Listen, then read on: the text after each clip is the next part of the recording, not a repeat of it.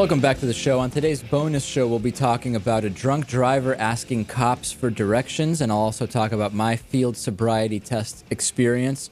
We'll also talk about an Albanian town that has put up a statue of George W. Bush, which is pretty bizarre. And is the Air Force lying about losing communication with some nukes? It's a pretty disturbing story. DavidPakman.com/membership. Make sure you're getting that bonus show. A girl has ended her life with the goal of donating her eyes to her dad and her kidneys to her brother. And unfortunately, the suicide note, which explained her intentions, was found after she was cremated, which is even more of a tragedy, to say the least. We're talking of Mumpi Sarkar, who is she was a Class 6 student in Dantala Jorpara. On June 27th, she took her own life, Lewis, and the goal was, and she had discussed this with her sister, who thought that this was just a joke, her goal was that since her dad was going blind and her brother had had one kidney fail and another weakening, she could end her own life and hopefully help both of them.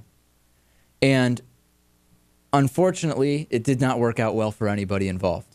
And she consumed thiodine, which is a pesticide. She ran to meet her father, who was about half a kilometer away, told him she had dreamt that someone had poured poison in her mouth and that her stomach hurt. Alarmed, the father took her to a local pharmacy. She was given some medicine, but her condition worsened, and she was declared dead shortly thereafter. She was cremated. And after the cremation, the day after, her father found a note on her bed addressed to the mom saying, "Please give dad my eyes and use kidneys for the treatment of my brother." And as you can imagine, Lewis, the family was absolutely inconsolable. It's hard to imagine a more tragic story. It's hard to imagine a 12-year-old coming to this conclusion. Even coming up with this plan.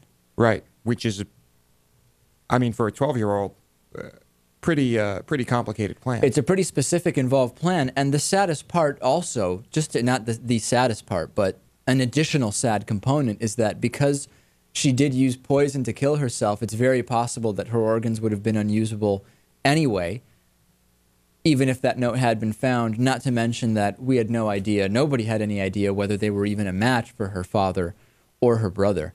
Really a sad story. And, you know, we're so used to hearing stories of suicide related to anti-gay bullying, and this is just a completely different story and just as tragic.